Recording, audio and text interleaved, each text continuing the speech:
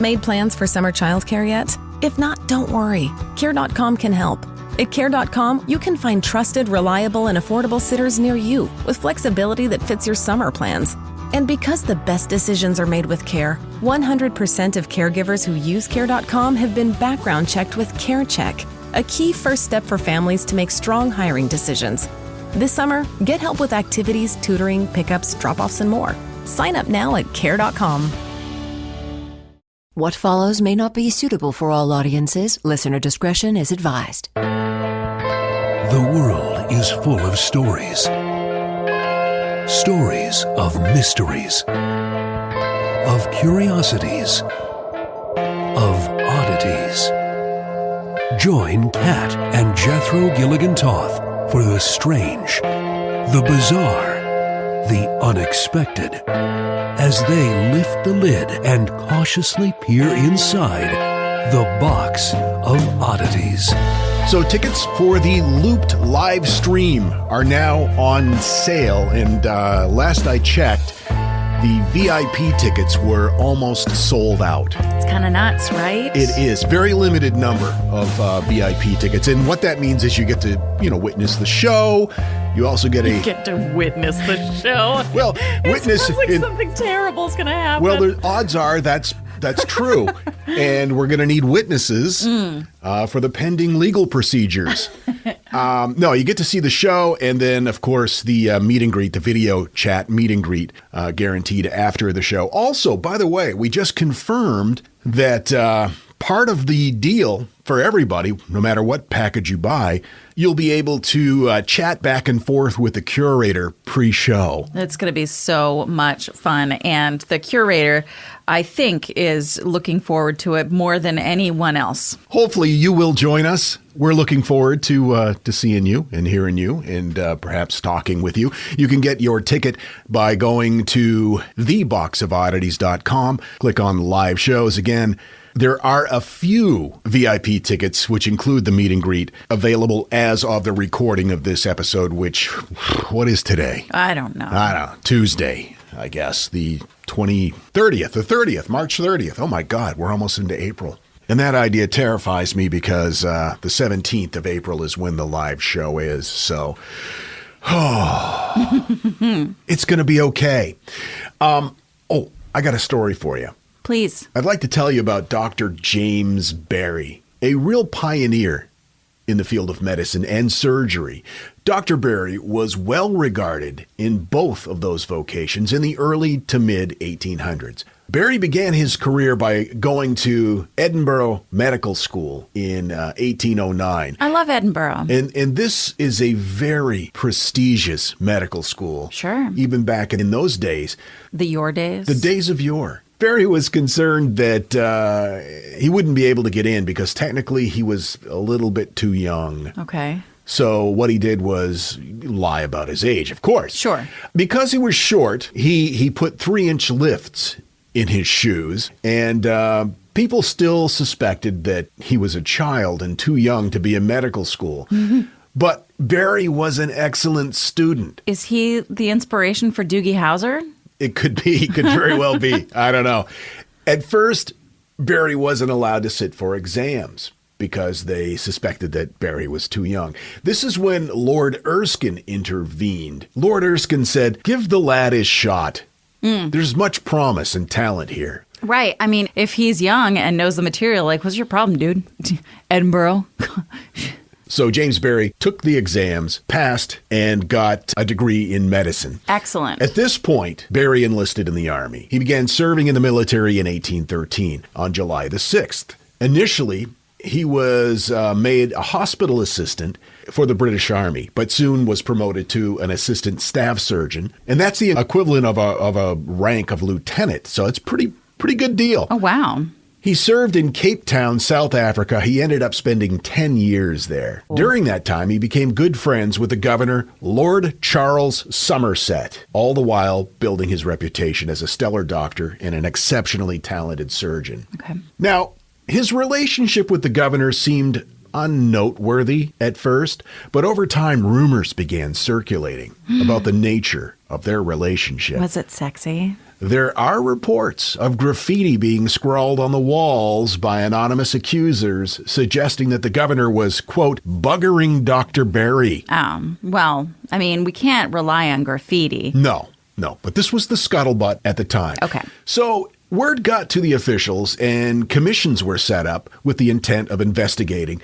Eventually, they were both exonerated. Okay. I don't know if exonerated is the right word, but that's the word that they used in this source material. Okay. Both parties were exonerated. Now, Berry was a very skilled surgeon, and his medical skills in general were unprecedented. He was actually the very first person to successfully perform a cesarean section. Whoa. In which both the mother and the child survived. I guess they had done it before, but, hey, well, one of them's got to go. Right. Oh, that makes me think of that song, Don't Take the Girl. Remember that song? No, I don't remember. Who did that? We were on country music radio for like 16 years, and you don't remember Don't Take the Girl by Tim McGraw? I respect country music, and it provided me a good living. But you know as well as I do, I turned the volume down. But in all fairness, I did that on the top 40 stations, too. That's true. Now, Dr. Berry also was very socially conscious. He spoke out against the sanitary conditions of barracks and the mismanagement of prisons and asylums. He arranged for better ways to distribute clean water throughout Cape Town. He treated, in his practice, not only the rich, but the poor. Not only the colonists, but also the slaves. He did, however, have a very bad temper. And although his reputation as a doctor and a surgeon was stellar, his reputation as a person, not quite so much. He was once witnessed yelling at Florence Nightingale in Istanbul. He was very upset that she wasn't protecting herself enough from the sun. Oh, okay. So he yelled at Florence Nightingale. Well, I mean, that was all in her best interest, so. He was known to scream at patients in the hospital who weren't following his recommendations. Geez. He was known to smash medicine bottles against the wall. He even challenged a captain to a duel for disagreeing with him. He sounds like the kind of guy that if he lived now would have his own reality show. Yeah. They'd call him like Dr. Angry or something. Be like, what's Dr. Angry up to today? Dr. Bottle Smasher. He swore heavily. He flirted with women constantly. I see no problem with any of those things. One man challenged him to a duel for, quote, paying improper attention to his wife. Berry responded by striking the man in the face with a horsewhip. That's terrible. Yeah. So Berry was a stellar doctor, a groundbreaking surgeon, but he wasn't very well liked by people because of his temper and his flirting and his swearing. Right. So he kind of kept to himself. He didn't have a lot of friends. Dr. James Berry died from dysentery on July 25th, 1865. At his deathbed, several acquaintances had gathered around. Word was that he was going to share a secret when he died. Ooh. But he never did. Berry's last wishes were to be buried in his clothes when he died without his body being washed. Wishes that were not followed. When the nurse undressed the body to prepare it for burial, she discovered female anatomy and telltale stretch marks from her pregnancy. Oh, my goodness. For a half century, Dr. James Berry was biologically female. So why masquerade as a man? Well, I mean, it was the early to mid 1800s. Yeah. A lot of Did people you want to do stuff or say things outside? That's true. Mm-hmm. Yeah. Many people see Berry as a trans pioneer. Others claim that Berry, like you said, was forced to adopt a male persona because women weren't allowed to go to medical school. Dr. James Berry was actually born Margaret Ann Bulkey. Whoa. About 1789 in Cork County, Ireland. Excellent. This was, of course, a time when women were not allowed to not only become doctors, but really get an education at all. Margaret grew up frustrated by the limits that were placed on her because she was a woman. And at 18 years old, Margaret reportedly yelled at her brother, quote, "Were I not a girl, I would be a soldier." As a teenager, Margaret was raped by a relative. Oh. She gave birth to a baby who she named Juliana. The baby was raised by her mother. In her late teens, Margaret and her mother moved to London to stay with her uncle, whose name was James Berry. He was a member of the Royal Academy. Berry introduced his niece Margaret to many aristocrats and powerful people around London. Barry believed Margaret's intellect would carry her far. So her uncle, the real James Barry, passed away in 1806, and Margaret took on his name to enroll in medical school. Oh, wow. So after Margaret/James Barry passed away, it was revealed that Margaret was biologically female. The secret was made public with an exchange of letters between the General Register Office and Barry's doctor, Major D.R. McKinnon. These letters were leaked. In the letters, Major McKinnon, who signed the death certificate, said it was, quote, "None of my business whether Dr. James Barry was male or female," which probably was a statement that Barry would have agreed with. Buried in Kensal Green Cemetery in northwest London, Dr. James Barry, way ahead of his time as a doctor and a humanitarian. What does the gravestone say? It says Dr. James Barry. Fuck yes. It does sound to me like it was kind of like, well, I guess I'm just going to do this because you won't let me do things otherwise. Whatever. You want to see a picture of Dr. James? Very much, Barry? yes. Right here is a photograph on the left. Oh, wow. So we can share that on the social medias. Got my information from Ranker and History.com. Dr. James Barry, everybody. I love it. That is very interesting. And now, that thing in the middle. Back in 2013, entomologists made an amazing discovery. They were researching the Isis insect, and they determined that it was made up of gears. Not mechanical gears, but organic gears. These gears rotate to allow the insect to hop. This has never been seen in another animal. Once again, nature is both fascinating and terrifying. You, really put on that shirt this morning and decided to wear it all day? Okay. This is the Box of Oddities. If you're not yet familiar with HelloFresh, let us tell you why you should be. Especially this time of year, summertime, there's a lot of things you got to do. You're running out, you're taking the kids to the Little League games or whatever the case may be. HelloFresh can help feed you in a way that's delicious, nutritious, and easy. You get fresh, pre-measured ingredients and mouth-watering seasonal recipes delivered right to your door. Try HelloFresh's quick and easy meals, 15 to 20-minute dinners, breakfast on the go, and more easy options perfect for your busy lifestyle. And you get a better value. HelloFresh is 28% cheaper than shopping at your local grocery store and 72% cheaper than a restaurant meal without sacrificing the quality. We travel a lot in the summertime, and HelloFresh is just such a godsend because we can schedule it to be there for us when we get back. We don't have to go shopping. We don't have to leave food in the fridge while we're gone. It's great. And you know that we talk about Green Chef as well. Well, Green Chef is now owned by HelloFresh. That gives you a wider array of meal plans to choose from. There's something for everyone. We like to switch back and forth between the brands, so now you can enjoy both brands at a discount with us. Go to HelloFresh.com/box14 and use code BOX14 for up to 14 free meals plus free shipping. Go to HelloFresh.com/box14 and use code BOX14 for up to 14 free meals plus free shipping. HelloFresh, America's #1 meal kit.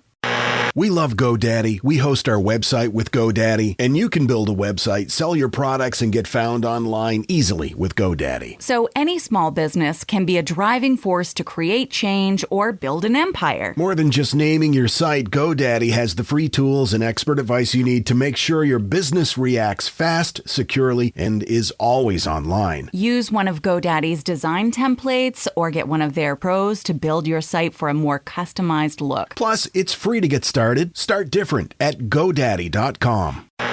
Hey, we just want to take a moment and congratulate our good friend Jim Harold and Jim Harold's Campfire for hitting their 500th episode. And we know you like stories of the strange and the weird and the unexplained because, well, you're listening to us.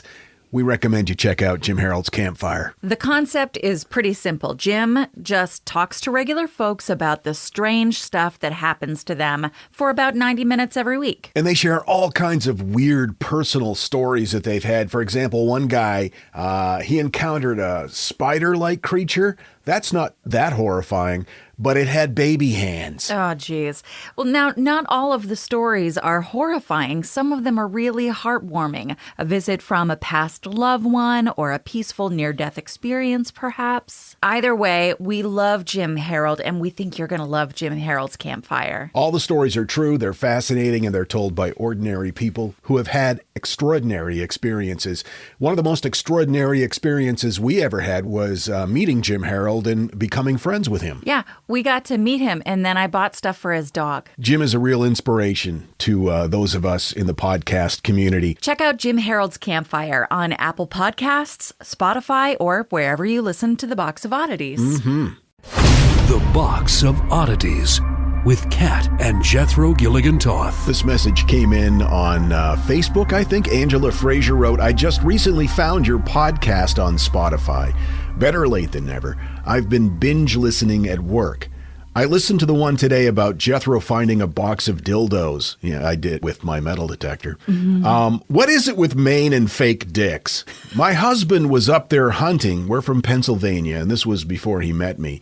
In the vast nothingness that is the Maine forests. In the middle of all of this nothing, he came across a bag of dicks. Yes, they were fake ones, thankfully. But it was a grocery store bag full of dildos. 0 reasons for a bag of dicks in the middle of nowhere. Just no homes around, nothing, just dicks. Well, now that I've broken the ice with a dick story, thanks for all your fascinating nonsense. It's my favorite. Thank you. Yeah, listen, that is, it's a paranormal phenomenon. We don't know really where all of these fake dicks are coming from and why they're ending up here in Maine. We think it's some sort of a time-space portal thing. I have to say, though, there are a lot of real dicks here, too. I mean, blinkers, guys. Yeah. They're built into cars for a reason. So do you have a story for me? It's only fair. I do, Okay. as a matter of fact. Good. Let me assume my story listening crouch. Okay. Oh, that's creepy. This is a bummer, so just prepare yourself. And trigger warning, there is some really upsetting sexual assault and murder. So if that's not your bag, okay. then here you go.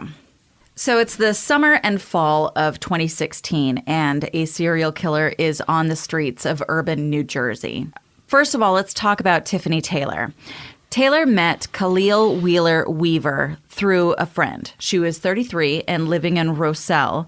Wheeler Weaver was 20, and she said that he was obsessed with her. He kept asking her friend to hook the two up, and she kept saying no because he was younger and because he was sleeping with one of her friends, and she just thought that would be weird, and she didn't want to deal with it. Okay, good reasons. But he kept begging her to sleep with him and eventually started offering her money to sleep with him. Eventually, she said yes, although she didn't really plan to do that. She just was planning on robbing him. Oh, okay. So Tiffany got to his place in Orange around 8 o'clock on April 10th, 2016. He paid $200 up front, and they went up to his room. She said, oops, I forgot the condoms in the car. She went back downstairs, got in the car, and left. Okay.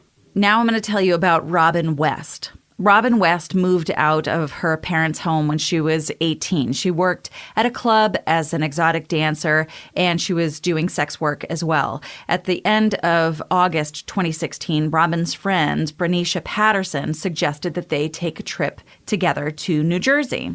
The two stayed in a hotel, but after a couple of nights, they ran out of money and they didn't have a place to stay that night. So they went out hoping to make a little cash so that they could then have a place to stay that night. A car pulled up. It was a silver sedan, and the driver seemed nice. Patterson described him as charming, and Robin got in. Patterson typed the car's license plate number into her phone, saved it as a contact, and waved as they drove off. The following day, Patterson reported West missing because she hadn't come back. She gave the license plate number to the Union Township Police, and the plate belonged to a silver BMW. The 19-year-old's body was discovered a month later in an abandoned building in Orange that had been set on fire that very night. Joanne Brown. Joanne Brown worked as an exotic dancer for nearly a decade. She was also a sex worker. Friends worried about her safety, but she always made sure to contact a friend when she was with a John, so that way there was that line of communication. On October 22nd, 2016, she was picked up by a John, and as she was getting into his car, a friend said that they had to make an urgent phone call, so she gave them her phone. As they drove, she asked to borrow the man's phone, and he obliged. So she called a friend to report an update. It was 1:30 p.m., and cell phone towers recorded the phone's location within a few meters. A few hours later, the friend who had answered the phone got another call from that strange number, but nobody said anything. So she asked, "Is this London?" which was Joanne's street name. The person on the other line just stayed silent. They didn't say anything. Her friend called the number back 3 or 4 times, but no one answered. So she immediately reported her friend missing to Newark police. Yeah. This is not sounding good. No. So now it's November 15th, 2016. And throughout this whole fall, Tiffany Taylor, the girl that we talked about earlier, kept receiving texts from a stranger. And in her line of work, it was not uncommon. And this man kept begging her for sex. She declined, so he offered more money, and finally she agreed. So her plan, again, was to take his money and then just go. The stranger arrived at the hotel she was staying at 7:51. It was 50 degrees, but he was wearing a black hoodie and a hat and a ski mask. No. The two drove away, but stopped when the guy said that he had to pee. The next thing Taylor knew, she was waking up in the back seat of her friend's vehicle, being assaulted by Wheeler Weaver. His hands were around her neck. She screamed, "Please don't kill me. Please don't kill me. I'm pregnant." And he said, "I know." She said that when she recognized who he was, she thought, well, maybe I have a little room to make this work for me. She said, "I don't have my phone with me. My phone has our whole conversations from the previous incident. It has your contact information. My phone has everything in it. No one will have a problem figuring out who did this if they are able to go into my phone and check it out." And so immediately he said, "Yeah, we got to get that phone." He got into the driver's seat and immediately started ranting about how nobody likes him and no one wants him, and why should I have to pay a girl to show me attention. As they're heading back to the hotel, Taylor slipped her double-jointed hand out of one of the handcuffs, and she debated if she should handcuff over his head and just garrote him. But she was worried that they would both die if the car crashed or something. And once he pulled into the motel, she changed her mind. He let her out of the car, and she went up to the hotel door, and she got in without him following her, immediately closing the door behind her. He ran to the door. He shouted, "You lied. Come outside." That's going to happen. And so Taylor opened the green curtain and gave him the finger. I mean, that's what I would do. Sure. And then she called the police. I'd call the police first and then give him the finger with my double-jointed hands. Wheeler Weaver took off. And when police arrived, this comes from NorthJersey.com, Taylor described what had happened. She said that she'd been kidnapped, that she had been raped, that this guy was trying to kill her, and that she knew who it was. She had his phone number, his Facebook account, his home address. She even told the cops his full name, Khalil Wheeler Weaver. The cops accused Taylor of prostitution and threatened her with arrest. She was 4 months pregnant at the time, and she still had this handcuff dangling from her wrist. And they arrested her for... They didn't. They said that they were going to if she kept up this charade, this story about having been kidnapped. Oh, okay. So they didn't believe her. They did not believe her. Why? Did this guy have some sort of prominence in the community? No. They just didn't want to believe it? But they thought she was a sex worker, and so they just dismissed her claim as though it didn't matter. She was an uncredible source in their eyes. Okay. Even though she had a handcuff attached to her hand. She begged them to remove the cuff for her because a man who tried to kill her, who had raped her, had put this on her, and she still felt like he was somehow in Sure. control of her. They, for an hour, refused to do so. Oh, my God. Eventually, they left, and nothing was done. Huh. Sarah Butler. Wait, let me just Yeah. pause you for a moment. Yeah. I need to say this. That's bad policing. Yeah. Okay, continue. Yeah. Sarah Butler. Sarah Butler created an account on a social media app called Tagged, and it's like a place to find companionship, kind of like a Tinder kind of deal. All right. And she connected with a guy called Lil Yacht Rock. He messaged her immediately, said, "Do you want to make some money?"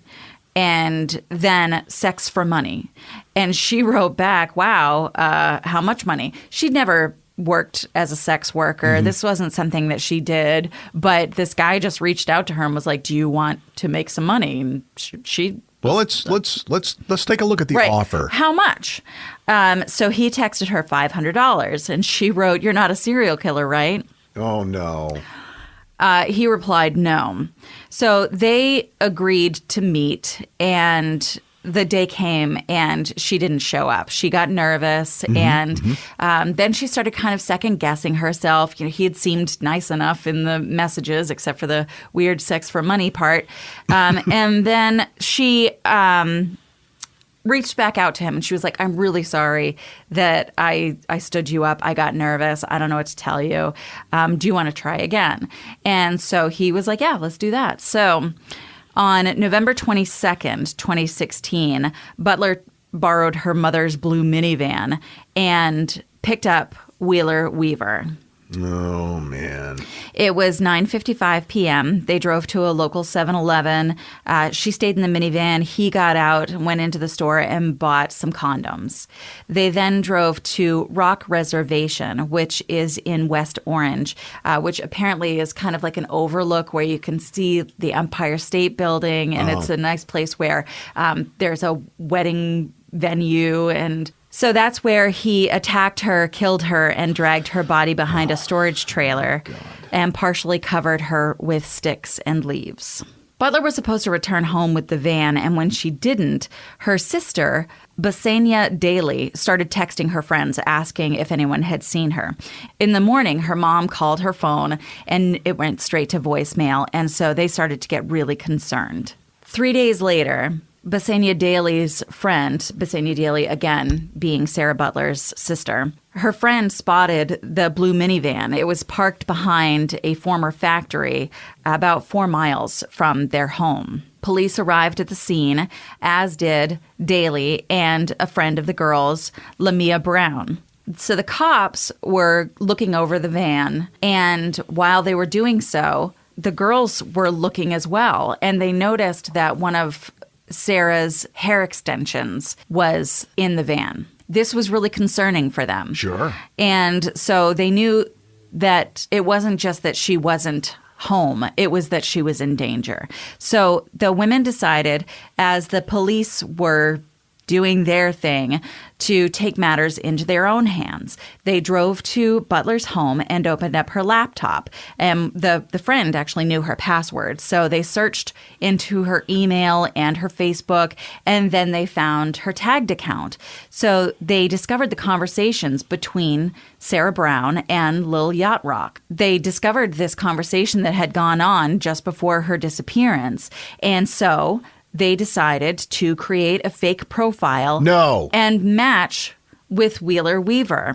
Oh, my God. A little bit of time went by. He did pop up as a match. They liked him immediately, and eventually he messaged back. They were actually standing inside the police station on November 26th when the girls received a text on Tagged. It was from Lil Yacht Rock. No shit. They arranged a meeting with Wheeler Weaver at a Panera in Glen Ridge, and when he arrived, the police were waiting there instead. He was questioned, but since they didn't have a body and they assumed that, Sarah may have just been off somewhere doing whatever, they declined to press charges. Police said that they really didn't have evidence that a crime had occurred. At the time, they said there was no way of knowing he was a suspect or if she was even missing. Meanwhile, authorities are also following the trail of Butler's phone. And from its last location ping, they found the location of Eagle Rock Reservation. On December 1st, they found her body lying in the weeds in the parking lot. And they ended up taking Wheeler Weaver into custody. Police found so many clues on his phone. His search history included things like how to make homemade poison to kill people. Okay.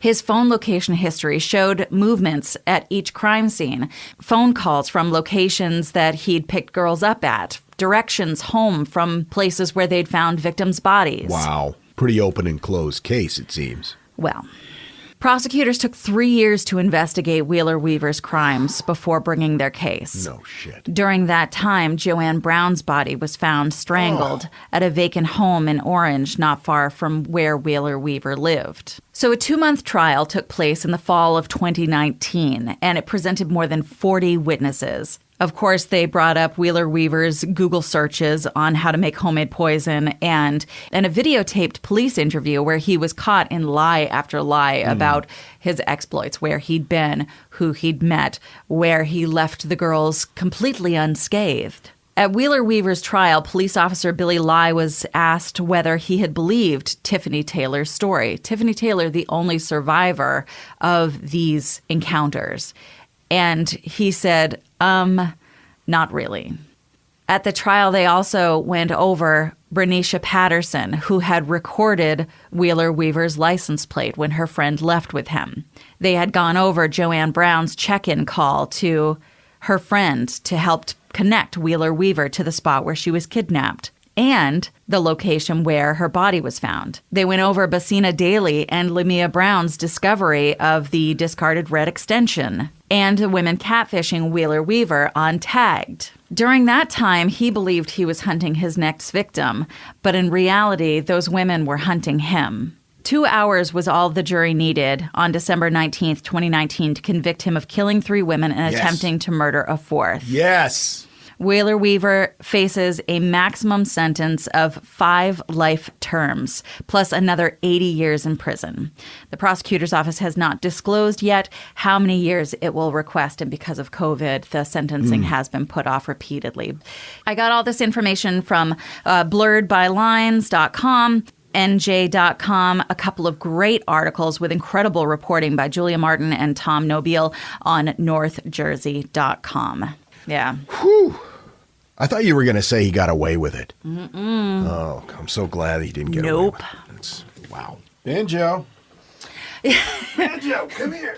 Yeah. Come here, buddy. Time for some pug snortles. I told you it was going to be rough, but those women doing what they did just... Hi, buddy. Do you want to help? Come on in, Haggis.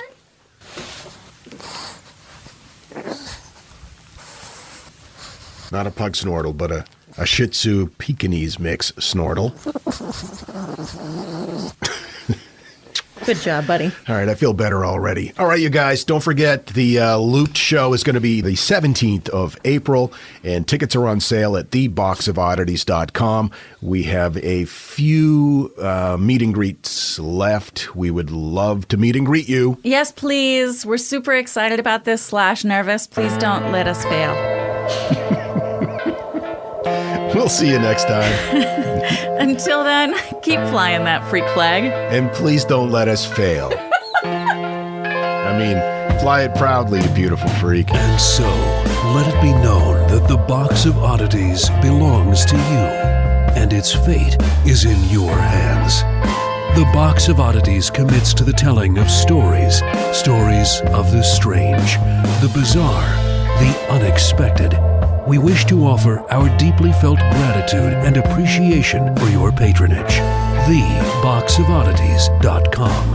On Facebook at Facebook.com/BoxOfOdditiesPodcast. On Twitter at Box of Oddities. And Instagram at Box of Oddities Podcast. Copyright 2021. All rights reserved.